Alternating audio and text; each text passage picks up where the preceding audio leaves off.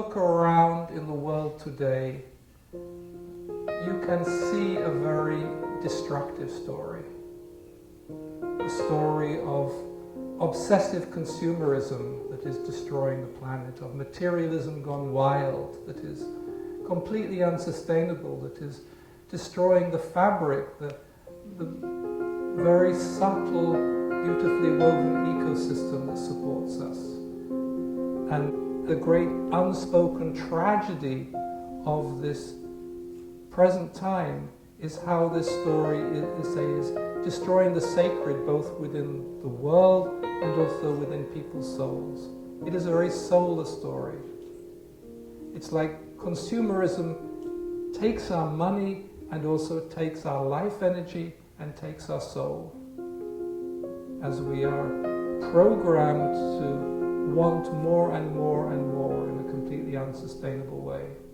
Of course, many people recognize this destructive story of greed. What is really unknown is why this story is so powerful. There is a very powerful energy, a very powerful magic in this selling of stuff. Because we are entranced by materialism. Anybody logically knows that it's not going to fulfill you, it's not going to make your life happy. And yet, the entrancement is so powerful that we are caught. The magic is so strong, particularly because it is unrecognized. We don't believe in magic as a culture, we believe in the rational world, and yet what we are doing is completely irrational. We don't believe in the inner worlds, and yet we are gripped by the inner worlds. There are many people who are talking about the need for a new story. But if it is lacking an understanding of the magical pull of the old story, nothing will happen. You can't counter that powerful and magical pull with rationalism, because you can see now, it doesn't work. As a culture, we have said the inner world doesn't exist, magic doesn't exist, and yet human beings for thousands of years have known about spells. Why are those first beautiful cave paintings in southern France of the animals in their archetypal form? Because it was a magical relationship that the hunter was creating with what he was hunting. There was a prayer there was a magical relationship. So that's the present predicament. Now there is a new story, yes. It's a new story, it's also a very old story. It is a very different story to that of consumption and greed and dominance of nature. It's a story of interdependence, of interconnectivity. It's a story of oneness, in which there is this incredible diversity of creation, of human beings, of animals, of plants, of birds, that are all part of a great unified living being we call the earth.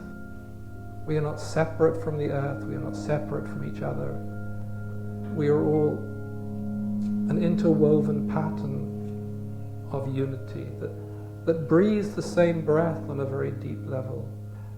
If this is a moment of crisis, it's also a moment to welcome in a very different story, a story of cooperation rather than competition.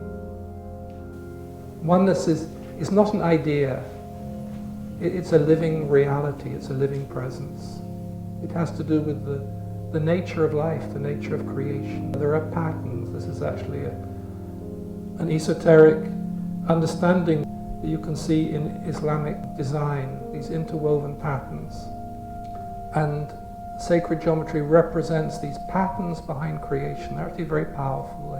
They show the way the world is woven together, how it comes together as certain nodes that have, like stars, that have more energy, and then separates. And you can see that also when groups of people come together, they form energy nodes, and then They link to other groups. It's a very organic way of being. Thomas Berry was one of the first people to write about the importance of a new story. And he said, "My effort here is to articulate the outlines of a new mythic form that would evoke a creative entrancement to succeed the destructive entrancement that has taken possession of the Western soul in recent centuries. We can counter one entrancement only with another, a counter-entrancement." We are talking here about the inner world as much as the outer world. In all of the dialogue about this new story, to me there is this fundamental aspect lacking, which has to do with the inner world and the power that comes from the inner world and the change that comes from the inner world. Because in order to make a shift, you need power, you need energy. Like Thomas Berry says, it needs a certain psychic energy in order to rebirth life. So there is a new story that is waiting to be born, but it has to include this magical, archetypal dimension, this energy from the inner world. The next story is not going to be just a human story. And it's not going to be on our terms, because it's much bigger than us. If there is a new story, it is life's story.